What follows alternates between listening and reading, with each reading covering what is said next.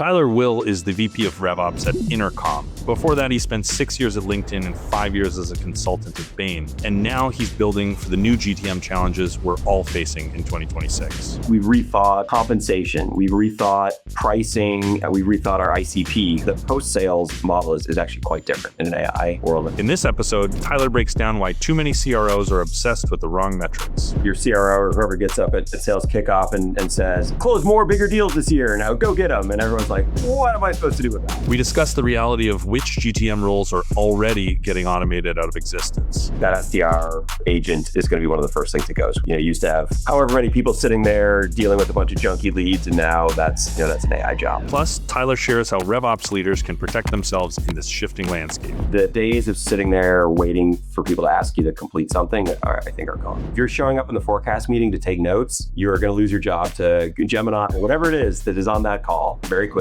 And we cover a ton more: comp plans, consumption models, and the rise of the forward deployed engineer. Plus, Tyler shares the essential advice he's given to every new VP of RevOps. At the end of the day, it sort of boils down to 3 words, which is... Welcome to the Revenue Leadership Podcast. Here's a familiar scene. A deal's in commit and the buyer says, "Can I talk to somebody like me?" Next thing you know, sales reps are asking CSMs after hours. 5 people are in Slack trying to remember who helped last time. And that one customer who always says yes is getting burned out after 3 requests in a week. That's why this episode's brought to you by User Evidence, the platform that turns customer proof from chaos into a repeatable GTM system. With advocates' references and real customer evidence all in one place, your team can share credible proof instantly and keep deals moving forward instead of stalling. Companies like Gong, Ramp, and Workato already use User Evidence to capture customer proof, build buyer confidence, and shorten sales cycles. See how at userevidence.com. That's userevidence.com.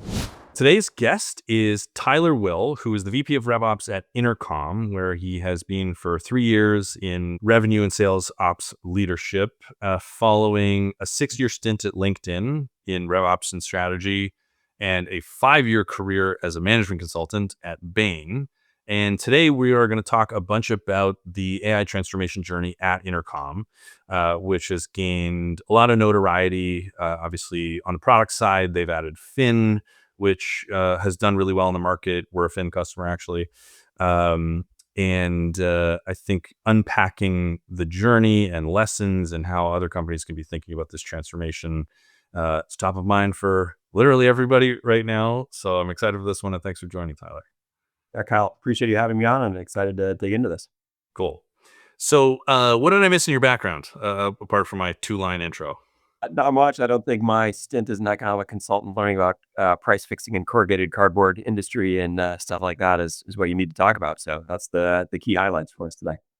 That is a conversation I want to have over a beer, because I love Malcolm Gladwell. So that screams Freakonomics and Malcolm Gladwell, which is there's a lot of interesting tales of old school industries from that time of my career, but not help with AI in any way, shape, or form.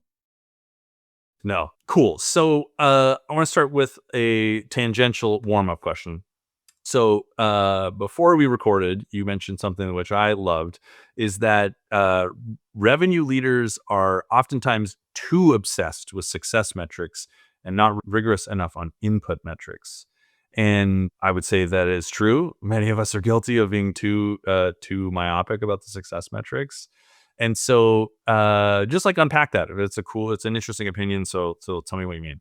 Yeah, I mean, like the sort of joke version of that is, your CRO or whoever gets up at sales kickoff and says, everyone's fired up and goes, close more bigger deals this year. Now go get them. And everyone's like, what am I supposed to do with that? Right. And that's sort of the silly extreme version of it. But what I'm trying to get to is the notion of understanding the entire machine that you want to build in your go-to-market. And so you can't just do that by looking at the outcome at the end of the day. We sold, X many deals, this ACV and this much ARR. You need to actually understand the whole system and how it works and be able to instrument it, monitor it, talk about it, and importantly set targets so you can do that. And then that lets you as a leader actually go out and give meaningful instruction to your team. You can talk about how much pipeline we want to generate, what that pipeline should look like, how many accounts RevOps needs to assign to people, or what signals we're looking for in our accounts. And so you just want to be able to build a system, I think, that lets you have some sort of like X-ray into that entire process. Of course, the other extreme is like you work all the way backwards and you say, it turns out the key input metric is people coming to work. So like we want everybody to come to work every day. Like that, that doesn't also breed success. It's the other extreme of this sort of silly way of phrasing it. Like it's understanding the entire system, and being able to monitor it and talk about it and give people guidance about the things that really matter in it. Mm. And I would imagine, well, my argument is in the AI world, this systems engineering mindset is going to be more important than ever, and this is what's going to differentiate, good to great CROs over the next 5, 10 plus years. Fair statement in your mind? I do think so, and I think you hear about this in individuals in their jobs, right? Those people who embrace AI and embrace technology are those who are going to rise to the top, and those people who resist it are going to be the ones who ultimately get left behind. They might actually feel like they're ahead briefly in the future, while the rest of it are in the near future, while we're all stumbling around figuring out what this is, but ultimately lose. And I think the same is true for a CRO. Right? You're going to need to be able to think creatively about how to apply this, where AI creates real value in your customer interactions, where it does things as well or well enough compared to a human that you can really take some of the painful work out, and then find the ways to get really creative and apply humans where humans do great human things, which is like connect with people and talk about interesting topics and get to understand a business in a way that maybe an AI sales agent or something can't do it. Yeah. And so you listened to last episode with Jason Lemkin, who is at this end of the pendulum, saying a CRO or CMO needs to actually go and implement one AI tool, soup to nuts, on their own to truly understand it. That would be like sort of one extreme. The other extreme being like, oh, my RevOps, Tyler's going to figure this out for me. I don't need to be super AI native. Where do you land on that? I think it probably depends a bit on the size of the company and like the Mm, practicality of that, which I think he also probably would have said in that. And you've talked about like scale mattering a lot. Like, at Intercom, we've got 250 sellers, and then my team's going to be, 45 people kind of early next year. Like, that's probably not a great way for our CRO equivalent to be, be spending their time. yeah.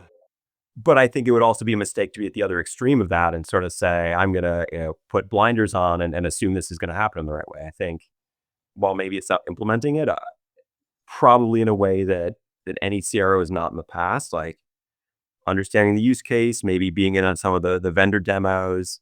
I think that education will be really valuable to anyone at any scale. And so if you sort of draw the pendulum and then, use the Mhm. extreme, like you got to do it yourself, to the you can be completely ignorant of what's going on. I fall probably 2/3 of the way toward Jason's position on that one. Okay. So what level of, I want to get one level more granular. So what level of like AI understanding do you think a CRO at a late stage growth company actually needs? Like I often say, like, if you don't understand the difference between pre-training and post-training, if you don't understand like recursive learning and like ingestion versus and like tuning, like if some of those concepts aren't, maybe not second nature, but if you don't have like a rough understanding of what that is, you're probably going to struggle over the next little while. But like, is that too far? Like, where do you put the where do you put the setting? Yeah, I think there are almost two dimensions to that to think about, at least coming from an intercom perspective. One of which is, we're selling an AI product, right? That is Mm, our fin earlier, and it's sort of, to put it as impolitely as possible, you're going to look pretty stupid if you go out to your customers and go, "You got to get on board and use AI," and they go, "How does it work?" And you go, I don't know. it's AI. Don't worry about it. Yeah, it's AI. Like, let's pull the sales engineering team in here to talk. Like, so there's sort of a necessity of, if you want to sell this, you better be very, very fluent in your own product and how your own product works. And so anyone trying to skate by on this sort of, what is RAG? Like, you better know what that looks like, and you better understand the Yeah. application layer and the models, and how models are tuned. And we have this notion of like ATTD, which analyze, test, train, deploy. Like, it's this flywheel and with Fin.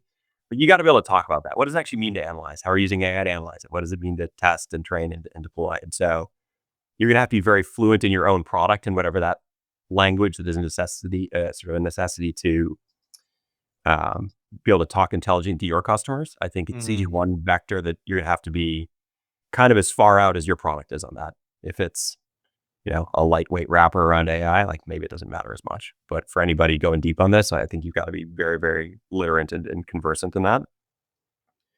I think the other angle is sort of like the internal use case. And I probably give a little bit more grace for flexibility on that front. Like, is it vital that our CRO knows exactly how Clay works, or how, to use Claude Code and Snowflake to pull their own data and do, this, that, or the other, like how we build agents in Glean? There's probably a little bit more forgiveness of like exactly what they have to be able to understand there. But again, if you're a CRO or another, leader in the go-to-market space and you're not embracing these things, I think you're going to be quickly left behind, and you're going to have people who have embraced it kind of running past you, and you're going to be left in trouble. So probably a place better to overcorrect than to undershoot, I would say. Yeah. That I think is a good takeaway. Like, there are plenty of things in life where you could be like off by 20% either way, and it kind of doesn't matter. This one is like, you're probably better at 95% than you are at 75% if 85% is the right answer. Yeah. Very, very, very well said. So going back to this success metric output versus input metric, what is the mental model for finding the right input metrics in your business?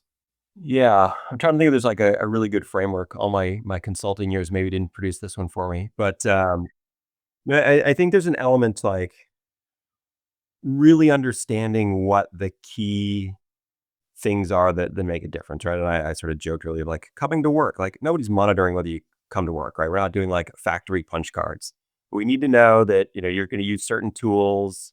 You're going to contact your accounts in the right way. You're going to respond to signals that, we can throw off from product usage or, or other sort of parts of a data-driven business.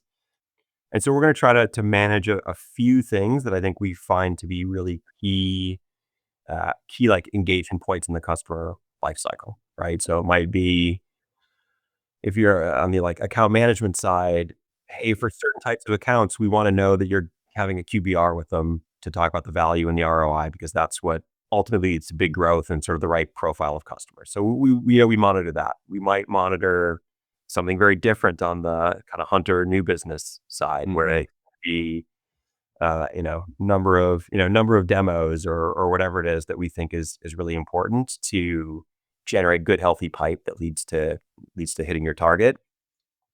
You could try to instrument everything. You've talked about this in other settings of like, keep it as what was like the minimum dose for the maximum result. I always think of Minimum effective dosage. Yeah.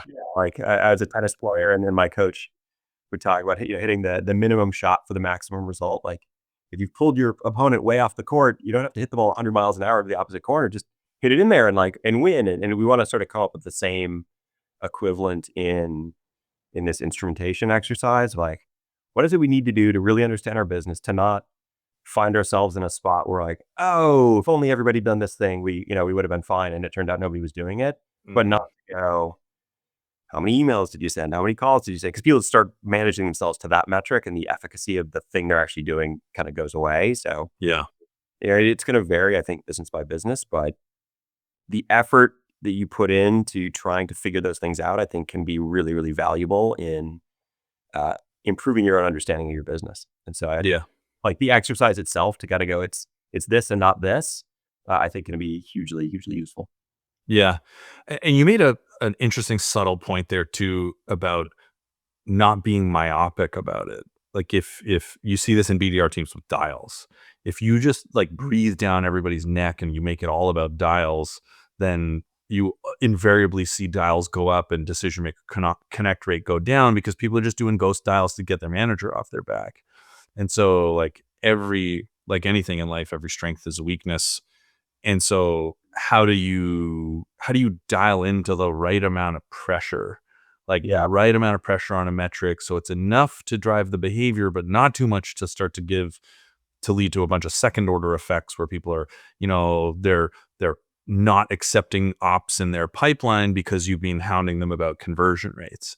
And then, it's like every Or the opposite of that, which is you got to have X much pipeline and they'll accept anything just to get you to leave them alone on the manager, or get their manager off their back. Instead, yeah, it's tough, right? You need enough guidance and enough motivation that people have a sense of how to do their job, to what's going to make them successful. But I think enough flexibility where people who you've probably seen this, right? There is a BDR out in the world who'll make 10 calls a day, but those calls are such high quality, that it generates the 6 ops that they need, right? Or whatever it is. Meanwhile, there's somebody making 50, and it's their way of getting the same outcome. And so you want to, I think, understand where you can sort of set some guardrail. Like if you're doing less than 10, your number's working. And if you're doing more than 50, the quality is so low. But can you like bound things? I think can be helpful. Can you give flexibility? The other one we've talked a lot about recently is where do you do the inspection, like at the manager level, where there's maybe a little bit less, Right. Like if you tell every rep you need to generate $5 million in pipe this quarter, everybody's going to go generate $5 million in pipe. Yeah.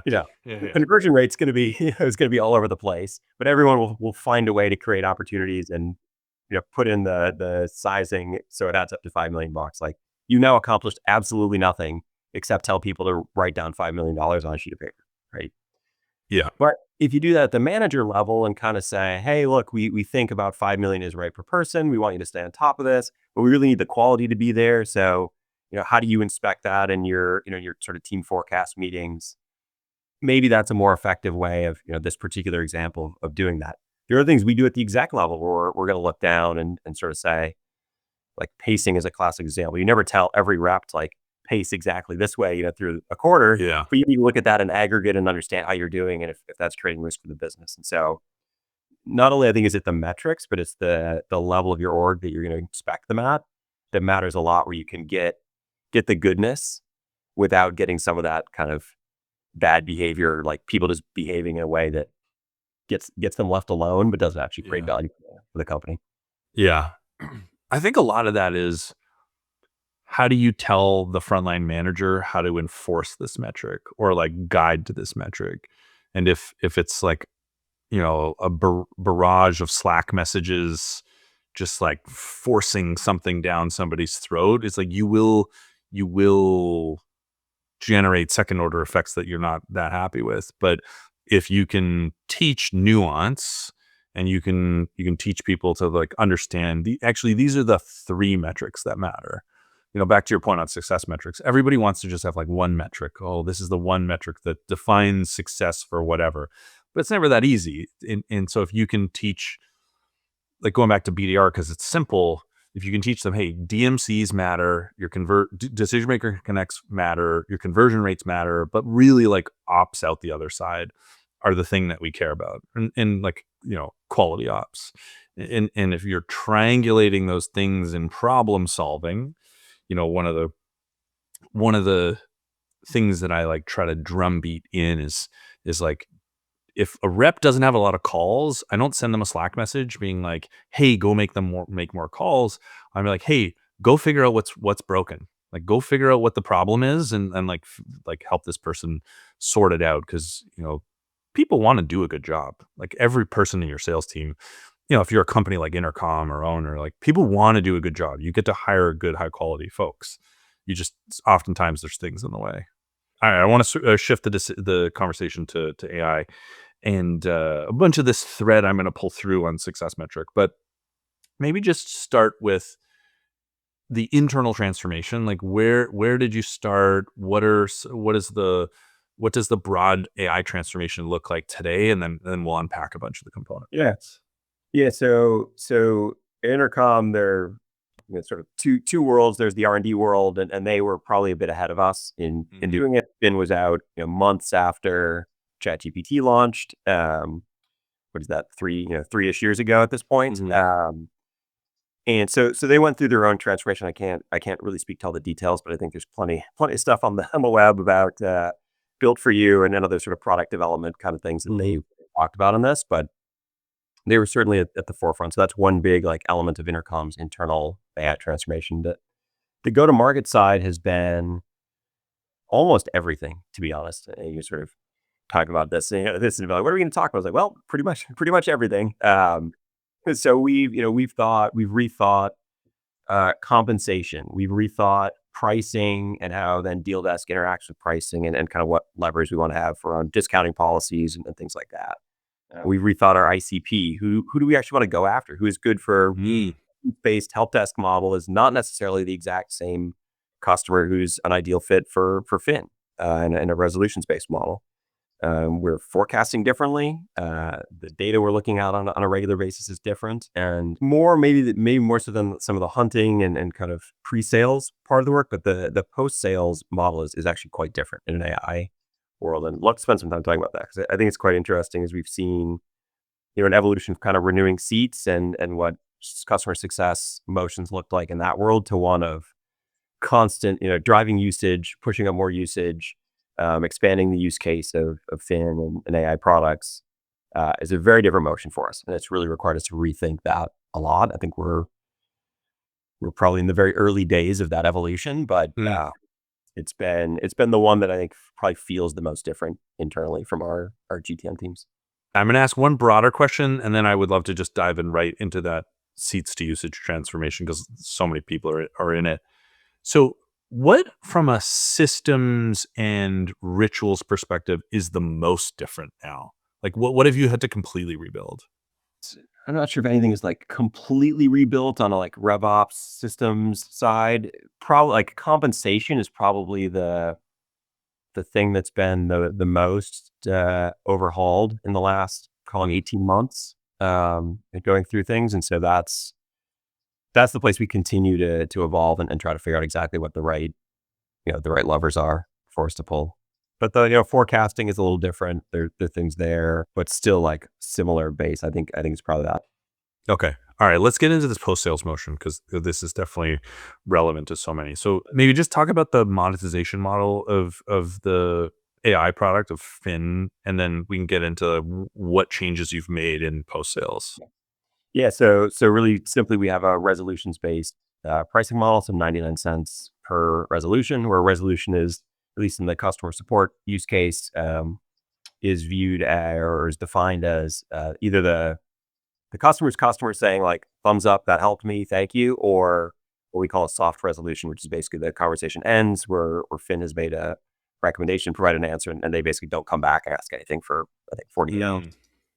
So those are the ways we assess that the conversation was resolved successfully, and that's what we monetize.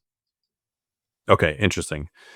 And so now, what does the contract look like they're signing? Is it platform plus resolution? Is it 100% resolution?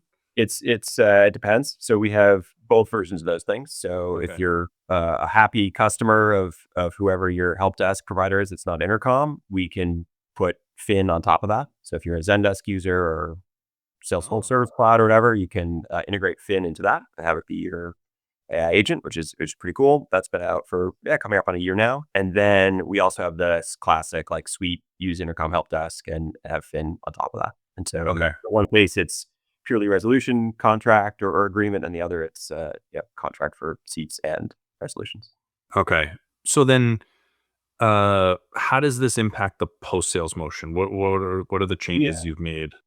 I think there are a few. Like one is kind of that onboarding phase, and I don't want to suggest that a CSM's job or sort of onboarding team's job was ever simple, but there's something almost quaint at this point in time about like selling committed seats, and they provision it to everybody, and they assign a bunch of users, and they kind of run a tutorial, and it's like, have at it. And LinkedIn, when I worked there, had that was kind of the model. It was like, you bought learning, you bought recruiter seats, like let's show you how to use them, and like call us if you need anything, right? Yeah. And there's that today, but that process is much more now about helping our customer, Intercom's customer, set up everything they need for AI to work really well. And we found this especially in the early days with Fin, like the documentation was terrible, or there was conflicting documentation, or sort of all the things you need to feed into the model and give it guidance weren't actually available. It was in people's heads. It was sort of in the cultural waters, but it wasn't written down anywhere that you could get an AI agent. So we spent lots of time early on in those kind of first 3-month periods with a new customer, just trying like almost helping them write documentation so that they use the tool successfully and have it answer correctly. And so there's that's a completely different world than like everybody has a seat and you kind of have already trained everybody and it's all training. And then beyond that, it becomes much more of an effort of getting customers to unlock Fin on more and more conversations. We talk about this notion of involvement rate. So if you have 10,000, kind of incoming customer support needs in a month, what percentage of those do you let Fin interact with? And customers often start with maybe 1,000 of them or 15,000 of them where they're saying, Tier one, simple stuff. they're like, yeah, what are your hours? What's your return policy? How does this thing work? Like pretty basic stuff. And you get set up that way and you continue then to build. Well, what's the next thing? Now we need procedures that can actually interact with the other systems. Now now let's turn on your phone channel. Now let's turn on your email channel. And so there's much more of a kind of continuous learning and continuous engagement that is needed. In addition to always having the sort of informational part that feeds Fin and gets what I want. Complete opposite of a SaaS world. Like you didn't again, using the LinkedIn example, you didn't give people a LinkedIn Learning seat, which is a product I worked on there, and then only let them use 15% of the courses for the first, for 3 months. And then once they got good at that, you let them use the next 15%. It's like, have at it. Here you go. And now we're in this world of the CSM team and the account management team needing to continue to engage, continue to get the customer to be willing to unlock that next tier of things or the next channel of things, which is then interesting because it becomes both a sort of success motion and engage motion, like getting people comfortable with that. But then it becomes a commercial conversation again, where you are, well, now we've used up our budget, right? We bought whatever 5 of these revolutions, but now we've found use cases for 7,500. Well, that wasn't in our budget. We got to go back and do that. And maybe you're not yet ready to rip out the human seat, the human support seats to save the money and kind of repurpose things. And so it's just a very different kind of almost constant sales process and just really about the next thing versus like I said, I'm using kind of my past examples of there were more sophisticated ways to use LinkedIn Learning or use a recruiter seat, but not that much more sophisticated, right? You didn't go from what are your banking hours to I need to, change the owner on my mortgage and I need a new credit card and, and now you're in identity verification procedures and, taking actions with, financial transactions and a bunch of regulations. And, that's a very, very different world. And I now watch leadership courses, not just, how to use Excel kind of a course. So it's been an interesting, and we are just figuring out what this looks like. And so how has the structure of the team changed? Does that mean you have account executives doing post sales? Is the CSM more commercially oriented today? What has it meant structurally? Yeah, we've done a couple different things. One is I think continuing to evolve the nature of the CSM role as kind of the core part. We have AEs as hunters, and then we call them relationship managers, RMs plus a CSM on the post sales side. It's kind of the core account team. So we're asking the CSMs to be more technical than they probably were before. A little bit more. We're not asking them to sign the deals, but they need to be more kind of commercially savvy, and that we got to identify the opportunity and pursue it and bring the RM in at the right time. We've also introduced some new roles. We built out an entire R&D services team, which is kind of they'll both hate this and it'll be the easiest thing to say is the forward deployed engineer. I knew you were going of Intercom. And would you call this R&D services? R&D services, yeah. It's not Palantir model, but it's it's a little bit more hands-on. We can help people build stuff. But ultimately, we pride ourselves on the fact our product is sophisticated in its outcome, but not in its setup, and so we want people to be able to self-serve ultimately. But that's a totally new team, and that team is 8-ish months old. We did not have that before. We've actually split the sales engineering role into pre and post sales expertise to get people to. There's one thing to run a demo and sort of show people how to set it up, and it's another thing to be moving on to these more advanced use cases after kind of your initial commitment to Intercom. And so we're splitting roles, we're creating new roles, we're asking more from certain roles as well, and that's all a product of the nature of this AI product. Yeah. Why wouldn't we want to be called a forward deployed engineer? It's the cool new thing. Yeah, it's the RevOps equivalent, the go-to-market engineer that Clay invented 6 months ago. Yeah, everybody wants to be GTME now. And so talk to me about how you have upskilled the CSMs. Has this been about bringing in a bunch of new, more commercially savvy talent? Is everybody making the leap? I would imagine not, but talk to me about how you transform the team there. Yeah, the enablement team that I don't own has been a sort of the key player in that. So they run something we call Fin University, come teach everybody and our customer facing teams how to talk about Fin, how to think about Fin, how to use Fin. And so there's been first and foremost, right, a concerted effort to upskill the team we have. That's certainly cheaper than turning everybody over and trying to find new people. So that's been one, but we're also growing so much that it's been, I think, a big advantage to bring in people from the outside who either have similar experience or are eager to pick up that experience. And so you get a nice kind of mixing of intercom veterans who have learned and evolved and people from the outside who can kind of bring a different perspective in. Yeah, makes sense. Okay, let's talk comp. I'm curious to unpack how compensation has changed both in sales and CS if it has there. Um, yeah, like at what point did you change the comp plan? I think people are all wondering, like, Points. Everyone would tell us at every point we were changing the comp plan. Yeah. We've had multiple evolutions of this, and this is we can get really into the weeds if you want on this one. But the first thing we found was that customers were often sort of committing to a little bit of Fin and then using a lot, but going into what we call overages or like kind of a pay as you go model. So classic like usage based mechanism. And none of our comp plans had any way of capturing that. So we were, yeah, whatever you signed for a contract was the payment you made and the quota retirement you got. And so we quickly found that our sellers were out. As soon as somebody go into overages, they'd run them down and go, put another 100 Fin resolutions a month on onto a contract. Like right.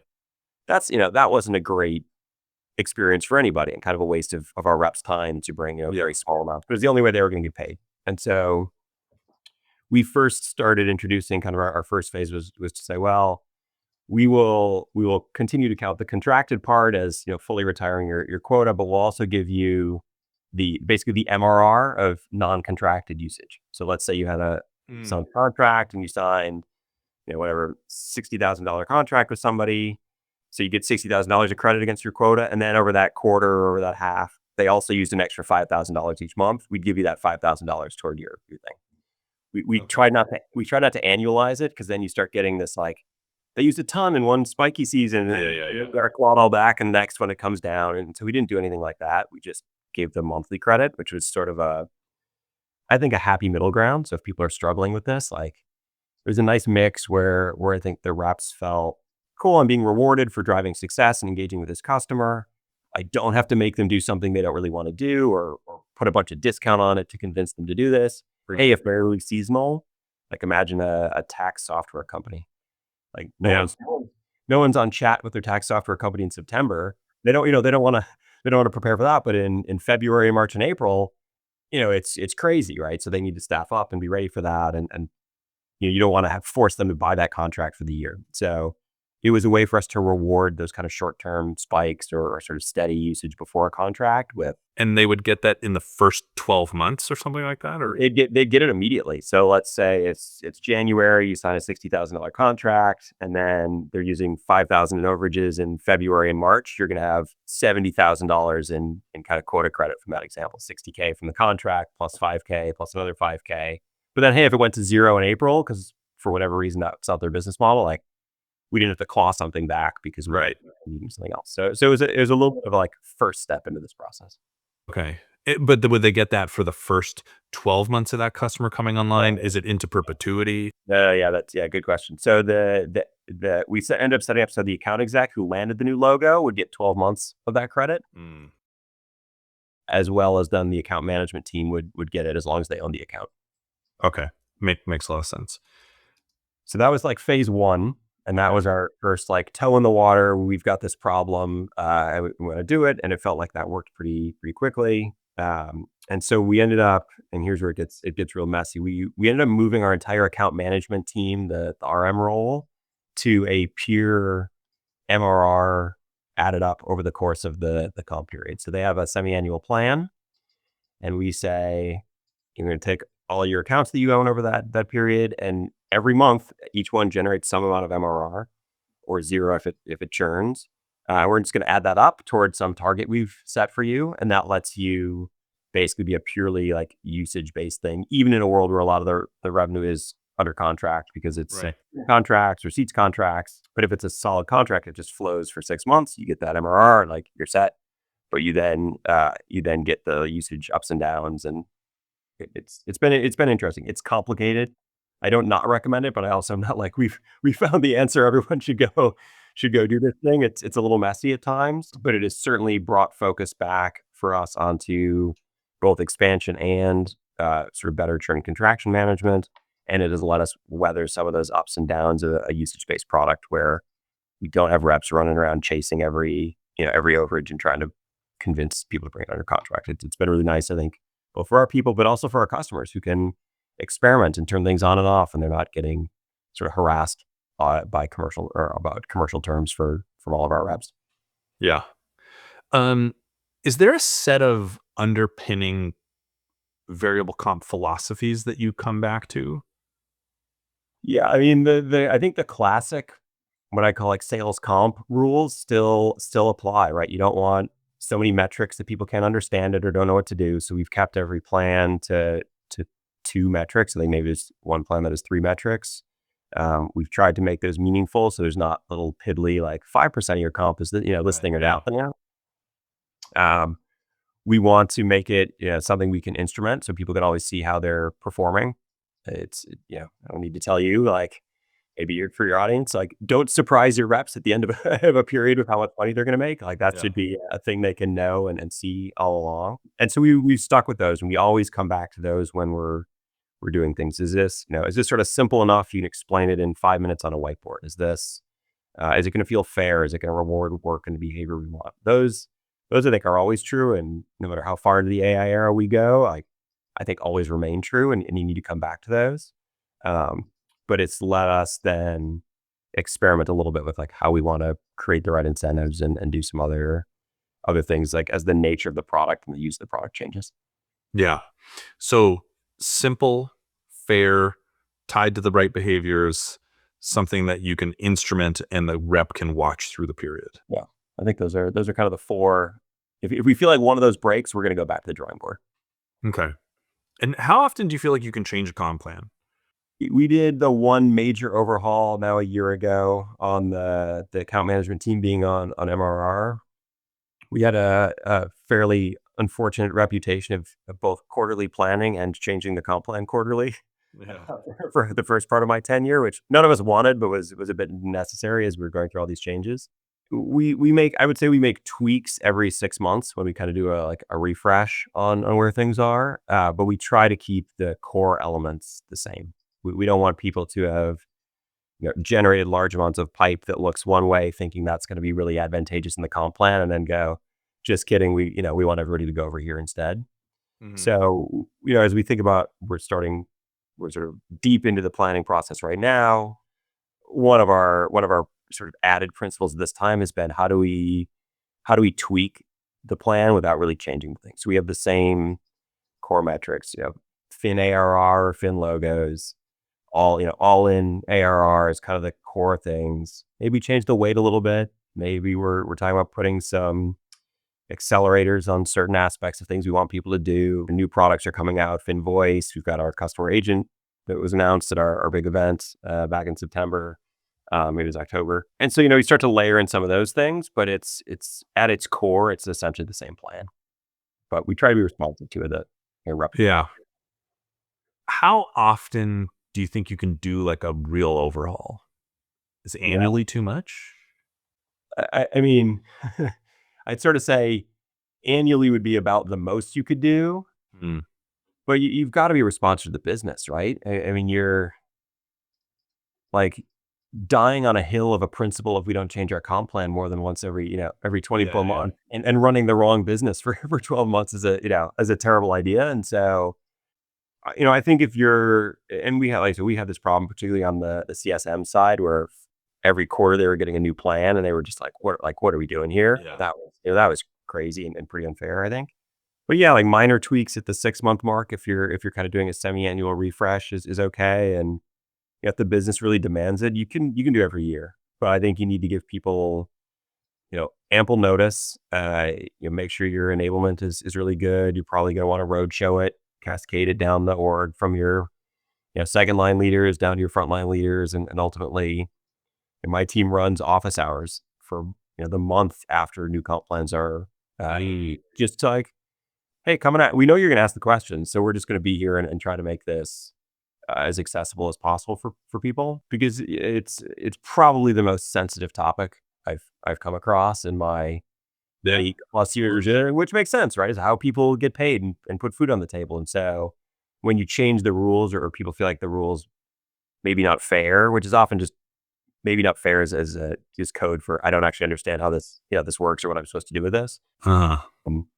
I think it's just essential that you kind of go out of your way to explain that to people, to walk people through that change, help them understand why, how they're going to see it, how it's going to show up. Often that's like, hey, that deal you sold last time, like, tell me how I would get paid in this version of things. And you want to go through that as much as you can to do that. And I think, one of the knocks on RevOps teams is we're all, a bunch of cold-hearted, like, Excel jockeys. And so how do we get out of that a little bit and get out there and talk to people and first take their feedback into the design? And even if it's, hey, we heard you want to spiff for, this, that, and the other thing, like, we're not going to do those, and here's why we're not going to do them. Mm-hmm. I think helping people feel heard, especially about a topic as sensitive as compensation, and in a world where we're changing it pretty regularly, is really critical. Yeah, and like being honest about it. Like, I find the worst comp plan rollouts I've seen is when you try to stick people with a change that's just like straight up not good. It's like, hey, we're just paying people way too much on this type of deal because the accelerator was bad or the accelerator was too generous. You're like, we have to move back this accelerator. And you go out and try to convince people why that accelerator going away is a good thing for them. It's like, no, it's like, we put this accelerator. Yeah, we put this accelerator out there. Now we feel like it's compressing our unit economics. At the end of the day, we are all agents of capitalism here, and like, so we're going to make this change, but not bullshitting people into like telling them why your quota going up is a good thing for you. It's like, no, quotas go up because that's how startups work, and it's a law of startup physics. So what's the bar for a real overhaul? Like, when because you don't want to change it too often, but like, when do you know it's like, hey, we got to make a change? Yeah, I think for us at least, and then maybe we can extrapolate this into a generalizable principle, like significant change in pricing. Hey, we moved from a seats based to a resolutions based model. The comp plan, the way we do commerce here has changed. Like, our comp plans have to reflect that. It's a big pricing change, or I think big product change is going to be the other, like, time in which you're going to have to really step back and say, hey, do we need something new here? One of the things for us was, early on, like, nobody's making big commitments to Fin. And so we felt like the reps were sort of not, I'm not gonna drag this out to pitch AI to somebody who's maybe reluctant to get, $5,000 more on this deal. I'd rather just move on to the next deal. And so Yeah. that was a place for us, like, we got to do something to get the attention on this. So we gave every 2 times credit on on every Fin deal that they sold. Cool, that got everybody's attention, now, right? Now we've gotten rid of that because everybody now leads with Fin and talks about it. And so I think you need to really assess, like, hey, is some fundamental part of not salespeople or whatever change, but like, has the business changed in such a way that our comp model is now missing some key thing that we need everybody to go do? And that's certainly the point we got to when we made our big changes. It was not before that. It was not too far after that. And it was really tied to that. And it's been interesting for us because one of the things that I think as R&D and go-to-market are getting closer and closer on some of this stuff at Intercom is, there are times where, like, we want to launch this new thing right now. And they're like, ooh, our comp plan really isn't going to help with that. And we've got 3 weeks, we got 3 weeks to go in the quarter until we can make a change or whatever it is. Like, can we coordinate that a little better? Can we do them simultaneously and enable on the product and how it will work? And so there's some opportunities I think people can take advantage of to, like, tie it up into one nice big package. That said, you don't want to move too slow. You don't want to delay, big product releases just because the comp plan. And then you use spiffs and you use other things to modify that. But those are the two big things I've seen where we're like, old world doesn't work anymore. We need something new. Let's go. Let's go. Yeah, that makes sense. Yeah, the thing we're trying to get better at is aligning product roadmap with go-to-market roadmap. It's really tough because like you see these things coming, they're on a roadmap, and then they just sort of like sometimes show up and we're like, we're ready to drop it. And unless go-to-market is ready, and sometimes it's comp change, most of the time not, but like we need to go take this like big message to market, or we want to turn everything on. You're like, well, actually we've got 3 major initiatives all lined up, and we can't put a fourth in front of the reps without massively diluting it. It's such a tricky thing because like you want to move with maximum speed, but you need to introduce some of these processes which naturally do slow you down a touch. But like, what is that minimum effective dosage? Yeah. And it's the slow down to go fast, right? And Yeah. we've had everybody's probably had the example like product launch something, and like nobody in the field knew about it. They, that stuff gets missed, and then everybody realizes very quickly that waiting 2 weeks to launch it and running an enablement session would have saved everybody, a bunch of trouble and a bunch of awkward conversations. And so, great, like you kind of learn from some of those painful moments, and I think can improve that process. But it's it's a constant trade off of speed versus like having a fully baked plan for how everything's going to work together. Yeah. So I'm wondering if you could share more about the comp planning process. Like, what was the process you used to say, all right, so business model, product, pricing, some like big change. We think we need to change pricing. Like, where did you go? Like, how did you start that? And just walk me through it. Yeah, so a lot of it was led out of product and pricing. Of here's the direction we want to travel. We've done our research. We think sort of outcome based is going to be the way to go. And Intercom, I think, rightly is very proud of itself for kind of being the leaders on that resolutions based pricing in the market. And so we in that case followed their lead, and then it's sort of weaving that into what we have as our pretty standard planning process. Finance has a sort of a top down target. We're going to split that out into products if there's product differences between teams, obviously region segment kind of things, and then we're just going to break that down into kind of here's how much we need to generate. How do we want to set a quota? Do we have the right components of that quota? Like I said, is it just Fin? Is part of your quota just Fin? Is part of your quota the whole package? How do we want to think about those trade offs? But it actually worked pretty well to like weave pricing some of the new product stuff into our existing product or into our existing process. Sorry. I think that the place where we've seen some interesting things is been on the like maybe the periphery of planning a little bit, which is when we changed pricing. And Intercom had a long history of pretty painful pricing. Hopefully we weren't a customer at that time and have only experienced the new fairly good version, which has been great to like clear that up. But their customers on old plans and they migrate over, and that changes their pricing a lot. Like we don't want reps telling customers to migrate or not migrate based on the quota and move. So we set up an exceptions process where people get relief if the migration to a new pricing plan was, sort of not to their advantage. Level up in abstraction, like how did you, like what was the process by which you found the edge cases, or like like what was the comp build strategy? Do you start with like, okay, these are business priorities, so these are the metrics, so this is like I through that strategy. Sorry. I think that's basically it, right? We have, a strategy which is introduce an AI product, and at about the same time, we need to move people into our new pricing plan. Those things are kind of happening in parallel. And so those become the business objectives, right? Like get people onto the good pricing. Everybody who's using Fin is going to have resolution pricing, and everybody needs to go sell Fin. Those are like, we set company level objectives every year, and often related to Fin or things like that.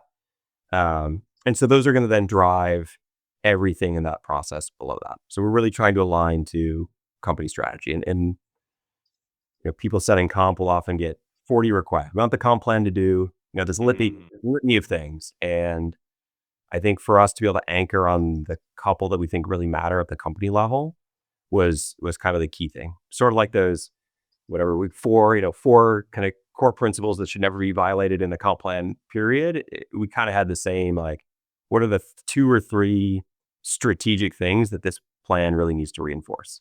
Mm-hmm. So that for us was the starting point of strong alignment to company strategy. And from there, you can figure out all the gory details, what we're going to do, what's going to, what can you actually instrument, what can you actually set a target for. But that's where we tried to align ourselves most. Okay. When do you bring in reps? Yeah, When do you bring in the feedback cycle, maybe yeah, more generally? Managers, reps, regionals? yeah, managers and sort of the director, the second line leaders, we brought in, particularly when we did the big overhaul, we tried to bring them in very early. So we used some consultants to help us with some of that, like think through things. And so we brought them to sessions very early in the process. So, months in advance of making the change. We wanted them to understand it. There's no way if that change had just been like a RevOps announcement and everybody's staring at each other that it would have gone well. And so we needed to get the directors and the managers to go, we've seen it, it makes sense. Here's why we're doing it. Here's the kind of the reinforcement of the good and acknowledge the bad or the trade-offs we're making. And so we brought them in very early on that process. Now that plan has been live for close to 12 months, we've done much more of the, like, let's go talk to reps. When somebody kind of raises their hand and says, I don't think this one's fair. I think the team has, not every time, but at times, and with people who've, expressed constructive opinions, are like very happy to engage and say, what is it? Or did you do something differently because of the comp plan, and try to learn. And then, yeah, if we can make improvements, we'll make improvements. And if, like in life, not everything is perfectible. If we have to live with it, like, at least we can go talk to people about the pain points they're having and say, the alternative to this was this thing, and that thing breaks all this other stuff. So we're going to stick with this one, even though it has these kind of warts on it. Yeah. If you did it all again, what would you do differently?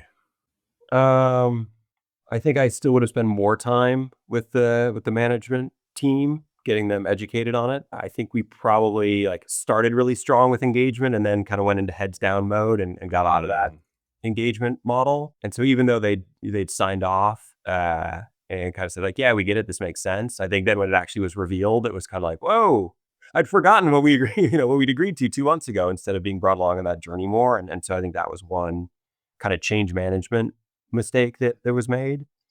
There are probably some places where I don't know if we got too cute for our own good. It's sort of like we've layered in all these different things, and here's how the MRR is going to add up, or here's how we're going to set CSM targets around resolutions, and it's going to be sliced and diced this way and that way.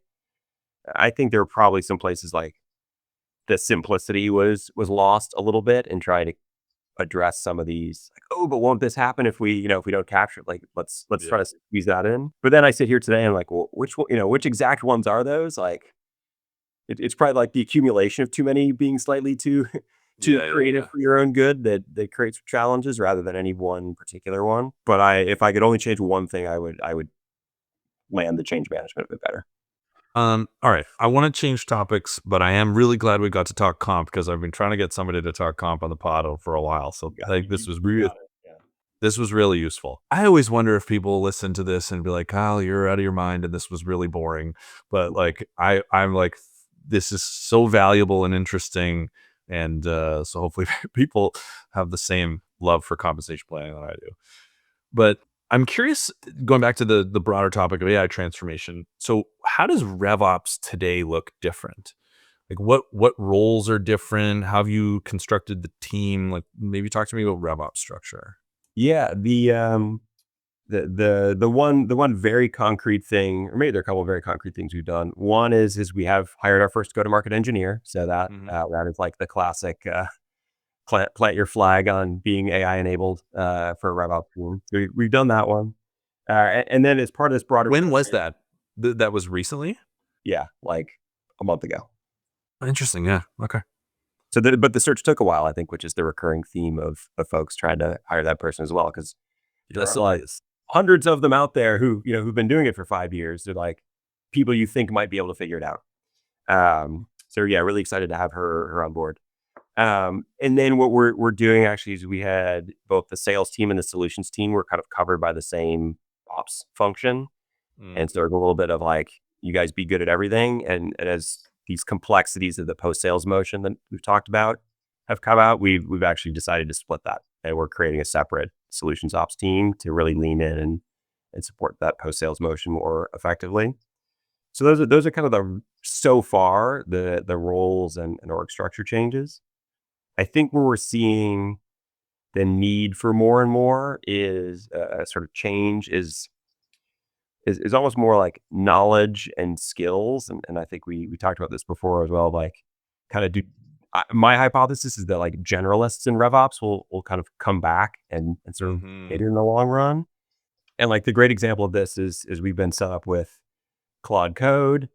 And so I don't now have to go to my analytics team to ask it a question and have it, oh, this is really complicated. We got to do all this work and come back to you. Like, I can just do it. And I was doing it this morning and I was doing it yesterday. And it's like, it hasn't eliminated the need for an analytics team, but it's changing the nature of that work.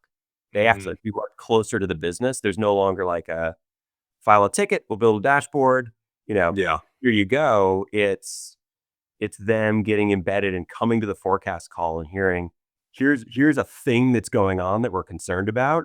I can go dig into that and write a great write-up about it. It's much more, I think it's evolving much more toward a, like, people hate this, like ad hoc analysis all the time versus Yeah. or BI team. And we agreed on 10 dashboards we need and we went and built them. And then you introduced a new product and we tucked that one in.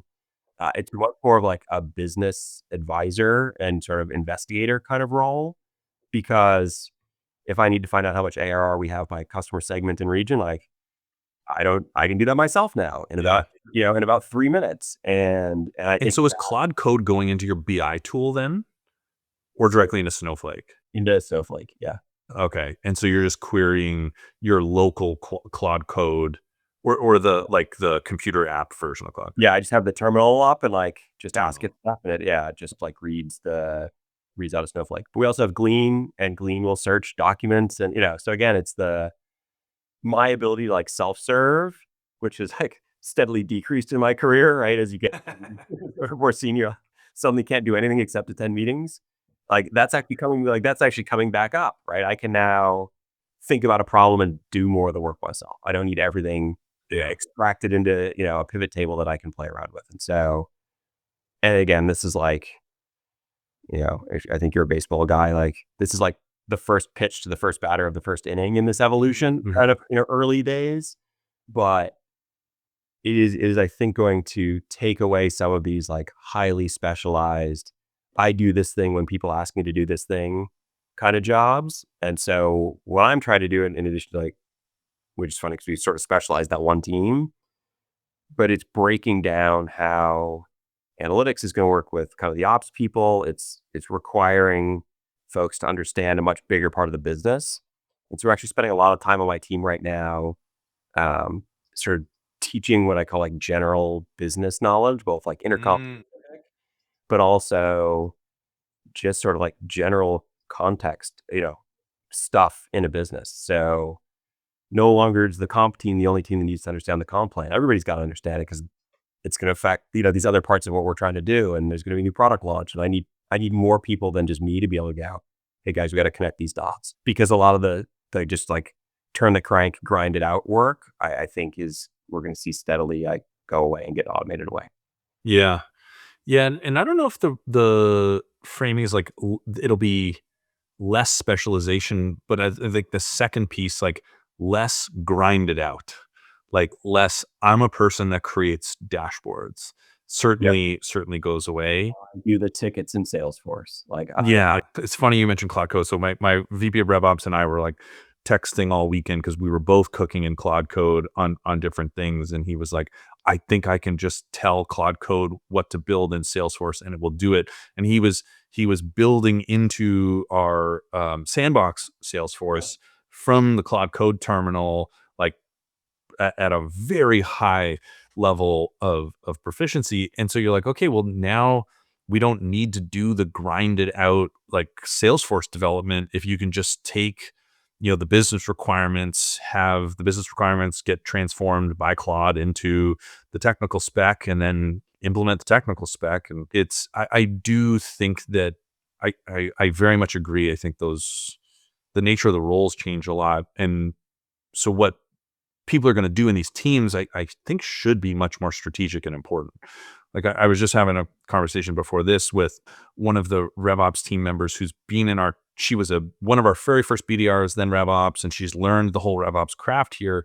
And so she's going to move into like a more like cross-functional coordination type role. And I was like, hey, just let me be clear. If your role ends up being writing documents and just telling one thing from one person to another, we have failed. Yeah. So like the AI tooling should be able to do all that. You need to like pull the strings and build that AI system to find where all this information is, pull it together, put it in the formats people want. Like you should be building the system that does that work, and the people like doing the work should be, those roles hopefully go away. People don't want to do those roles. Like the ability to ask the right question suddenly becomes way more valuable. I mean, it's always been valuable, but now like that's the thing that's going to keep you employed and busy versus I could follow a process and do it with high accuracy. With AI, is your team, because you mentioned 250 reps, 40-ish RevOps people or next year, do you think that ratio of RevOps to quota-carrying reps is higher now? You have more RevOps people or less RevOps people than 18, 24 months ago? It's we have more right now, and I think that's a product of the complexity and the change. There's a little bit of like I've been thinking and talking about AI for us in like 3 levels. There's like our product that we sell out into the world. Then there's AI enabled tools and things that we're providing our sellers or that the engineering teams are using. And then there's like AI for RevOps, and we like never have enough time to really do that well. So we're at the first two that the last one has not quite taken hold as much as I hope it does, and we're going to push hard on next year. But I think that all that complexity and all these new things we've been talking about this afternoon have required us to like add more people. Right. First, we got to go support this new solutions, post sales solutions team that we're building. First, that's more people to figure out what they need and ask questions and partner with them and do those things. And so the team is getting bigger. It's getting bigger to support all of that. We were talking about our deal desk team is adding people because we're pumping more deals through the system. Yeah. The leader of that team and I, we've been talking for a while now. Like, what is the discount ideal ask look like? What is that? So every deal gets scrutinized that way. Like, do you guys need to read the red lines, or can an agent read the red lines and tell us what looks problematic or not?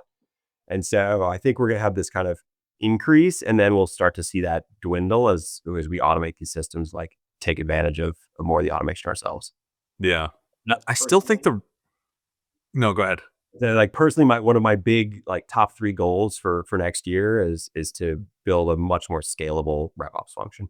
I sort of challenged them with me, like, how do we grow our business at 40% and we'll probably never get there, but like, what if we ask for no new RevOps people at the end of next year? Yeah. Can we build that engine? And I think it's possible. Yeah.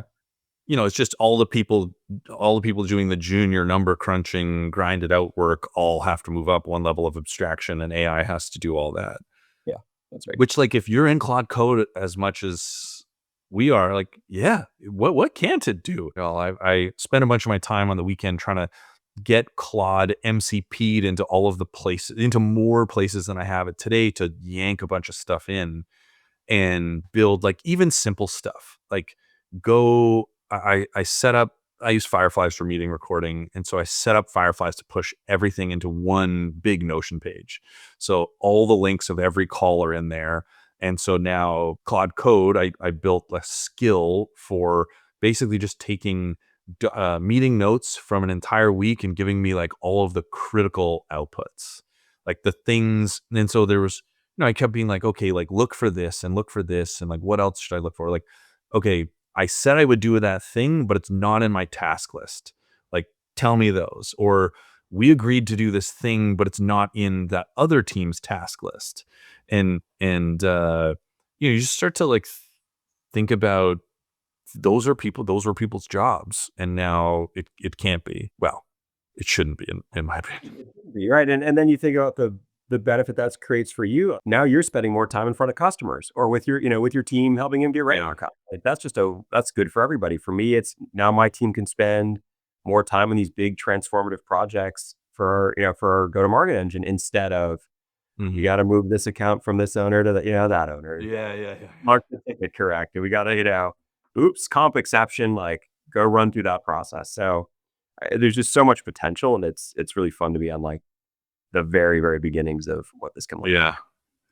From that Carpathy interview with Dwarkesh, he was like, computers allowed you to automate anything that is specifiable, and now AI can let you automate anything that's verifiable. I might be butchering that, but like, it's you moving away from the if this then that sort of deterministic logic and being able to be like, hey, like these are my rules for exceptions. These are my deal desk parameters. This is what a good contract looks like, and just like dump it all in and give me an output. Well, and I don't think we should trust our lives quite yet to this, but like it's way faster to review a list of recommendations on comp exceptions or whatever it is than go through everyone. It's you can spot check that. You can do a sample of it and say, hey, this thing's working right. And so it just speed these things up so much. As our SVP of sales here is like, hey, I used Claude Code and found $9 million of pipeline, like crying emoji. You're like, Yeah. mistake, right? Like that, we didn't miss that one in Salesforce. So it still makes mistakes, and I think it's incumbent upon us to keep pressure testing and learning how to use it most effectively because it's only getting better. I love that. Yeah. I like to remember this is the worst AI you'll ever use. Like that's just always true, right? Yeah. Last week, I was on a call talking through what I want our sales tech stack to look like. And so I was trying to send a PRD to a vendor to be like, hey, here's what I want. And so I dumped in the transcript, and I told Claude, I was like, hey, like, shape it in this way. I want like a 1-page format, yada, yada. And then I was like, wait a second, I didn't say that on the call. And I was like, I don't think that's right. And so Claude's like, this is concerning. Here's my detailed review of fabrications and inaccuracies. And there were 13 of them, of things that it just completely made up. And Claude, I mean, I rarely have this. I really rarely have this experience now. But like, when it goes off the rails, if that was completely running autonomously, yeah. The- And I don't have the like observer agent set up for that type of stuff. This is just me ripping in Claude. But okay, one or two last questions before we get into the quickfire. How has the broader shape of the revenue org changed? Does this mean reps can carry way more quota on a per person basis? Is it more or less BDRs? Like, what are the impacts of AI, not in your product, but more like internally facing on the broader org? Yeah, I think we're maybe start at the top of the funnel to give it some structure. Like SDR is going to be one of the first things that goes handling inbound leads. We have it set up. I think we have some we've announced it at our big customer event. So like that SDR agent is going to be one of the first things that goes. Where you used to have however many people sitting there dealing with a bunch of junky leads, and now that's that's an AI job. So you see that go away. I think the more sophisticated outbound prospecting, like that job just gets easier. I think you guys were talking about this in your last episode of like, now we can send 70,000 really great emails with one tool instead of 7,000, maybe, passable emails. And I mean, I'm sure you get tons of these outbound emails. You're like, what, these people learn how to write. Like, terrible, right? And then you go like, wow, that becomes so much more effective, so much more interesting. The enrichment on that, stops becoming like, hey, Tyler, like I knew somebody from Wisconsin just like you're from. Yeah. Great. Now I want to buy your software. Like, that's not particularly impressive, personalization, like, but that's going to get better and better. And so you'll see those, almost that entire part of prospecting, at least the initial stages of prospecting, I think gets automated away. We haven't seen that yet, but we're working there, and there's certainly a bunch of companies out exploring that space. We're seeing a bit on productivity on the kind of classic like hunter AE, farmer RM in our business where they can do a bit more. And then I think the big one for us is things I mentioned before, which is that post sales like success motion. I mean, we've just had to significantly expand that team, create new roles for the most sophisticated, largest customers to properly service them and get them set up correctly. And so that And that's a narrative violation. Everybody's like, "Oh, success is going to go away," but I hear this a lot. Success is actually more important than ever. actually more. It's probably both, right? It's Right. you think about like AI in the product to help you do things, right? It's like I don't know if you're old enough for that Clippy guy and Off Suite, right? Like actually a functioning version of that to help you be really successful in the product and understand your business context and everything you're trying to do. Like that's a hugely powerful thing that oftentimes is now a like success webinar kind of thing. Like they don't need to do anymore. And so I think that does go away. But the intersection of the commercial and the product usage and sort of continued expanding application of this is I think is going to be a bit of a human endeavor for quite some time. Yeah, makes sense. So last question, because I generally have like steered away from just asking people about their use cases, but everybody wants to know. So like what are the handful of like specific AI use cases that have been most impactful for you internally with go-to-market that are not intercom? And like feel free to mention the vendor or talk about like some of the things.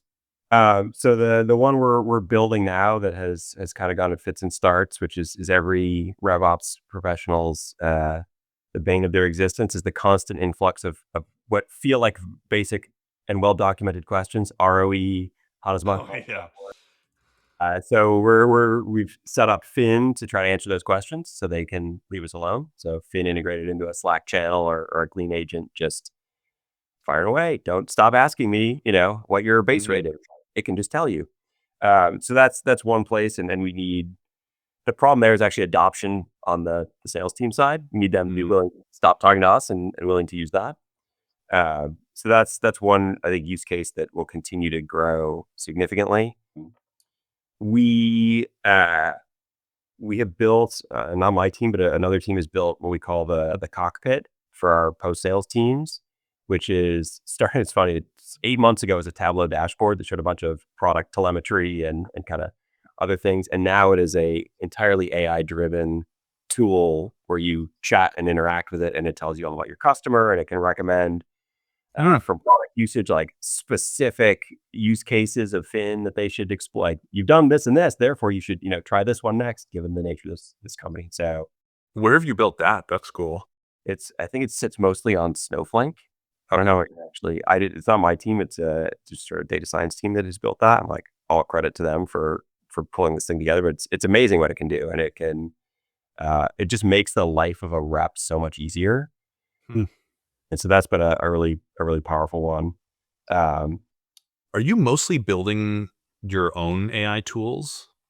We have a mix. Like we just switched to Gong forecasting to take better advantage of the integration with the sort of call intelligence and forecasting. So we're really excited about the potential of that.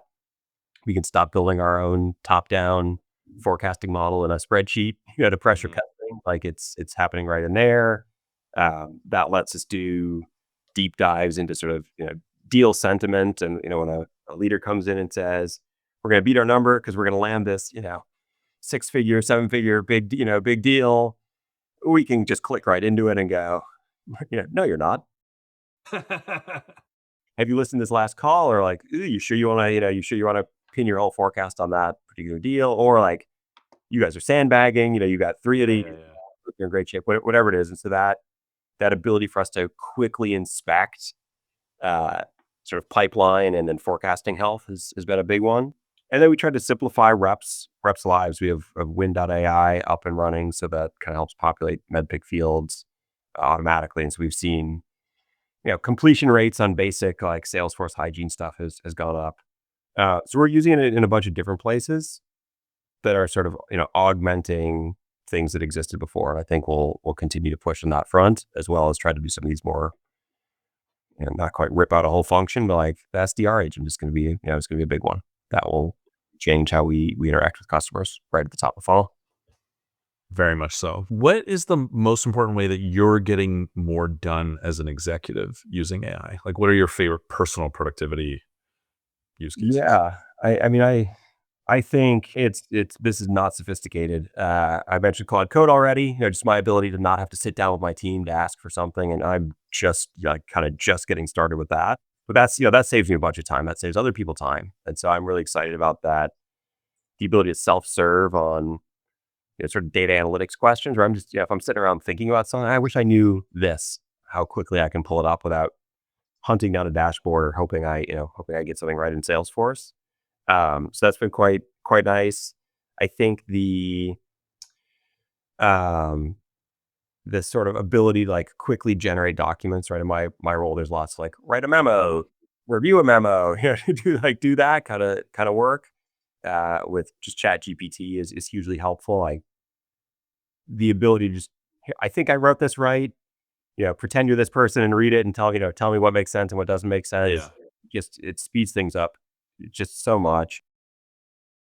I'll send you my Claude skill MD MD file for this to I basically like put 150 pages of my writing into originally it was ChatGPT. I'm like, tell me my writing style in excruciating detail, blah blah blah blah blah. And then it marries that with a bunch of context about owner. And that's now in like a Claude skill. So anytime I'm like, write this like me, I don't have to because I used to have a text expander snippet where I would hit I would hit Z style and then it would be like and my whole like how to write like Kyle thing, but just it's a lot of tokens and space, but it's pretty friggin' great because Claude's so good at writing. Right.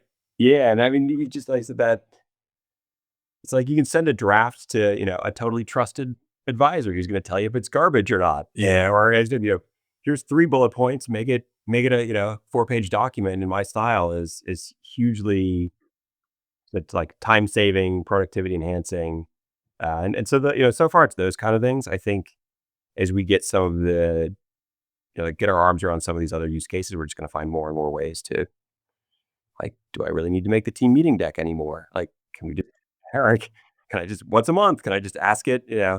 What are the most important things the team needs to know right now that they may not know? Like, make 10 slides, kind of stuff. So I'm excited for those cases, and it's sort of fun to experiment and see what we can come up with. totally. Okay, let's move to quickfire so I can get you out of here on time. In your experience, what separates a good CRO from a truly great one? Yeah, it's a good question. I knew it was coming, and I'm still not sure I have the perfect answer. So I think there's sort of two things that I came up with. One, I don't know if you want to call it like balance, or when I was a consultant, we had this notion that people would talk about like being a porpoise, which is like you're kind of up on the surface and you're looking around and you can see everything, but when you need to, you can dive really deep. And so a CRO who has the ability to operate at the surface, and then it's so sort of derisive, say, oh, the 30,000 foot view, but like you're kind of up, you're looking around it. Oh, there's a demand gen problem. I can go over there. There's an SDR top of funnel problem. I can go there. I can swim to it, but then I have the ability to like get in there and inspect it myself. It's hugely valuable. I think sometimes, and I've been fortunate that I've not had this problem, but like you hear the CRO who only kind of knows one thing. They know, yeah, I really know how to do really big deals, and I'm outstanding at that. But like demand gen and velocity, like I'm kind of not my thing. Toby from Shopify would call it being T-shaped. Yeah, Having a lot of like breadth over the top and then being able to go really deep on like one or two yeah, things that you're an yeah. expert at. And so I think that ability, and it's it's a role where I think most people have kind of come up through the sales channel, Mhm. right? Like that's kind of the typical background of a CRO, which makes tons of sense, right? Customer facing, you're carrying a number, like it's the right profile. But those people who can speak the language of everybody they need to talk to, both within their org, right? So you got to be able to come to talk to me and have useful things to say and ask, and an understanding, maybe not how to do the RevOps job, but of what the RevOps job should be and what good looks like and kind of what they want out of that partnership. I think it can be helpful. If it's just me telling you stuff, like who knows if we're going to go in the right direction. Hopefully, yes, but helpful. But also, like they got to go talk to product, and they've got to be able to talk to product marketing and you know the finance team. And so there's a little bit of a like business generalist Mhm. DNA that I think is really valuable. So if you bring those things together, where like you're skilled enough, you're experienced enough in the part of the world you own that you can go deep and like I can go rescue a deal, I can go have customer calls, I can tell people or think about prospecting, what that looks like when it's great at scale, but also I can go talk to the product team and the marketing team and everybody else. I think is what separates the really great ones from somebody who's doing a good job. Yeah. What's the most common advice you give to like new VPs of RevOps or new like senior RevOps leaders? Yeah, I think at the end of the day, it sort of boils down to 3 words, which is have an opinion. Hmm. There is, if you follow any of the RevOps or sales ops discussion, every third article is like how to stop being tactical and be strategic. Yeah.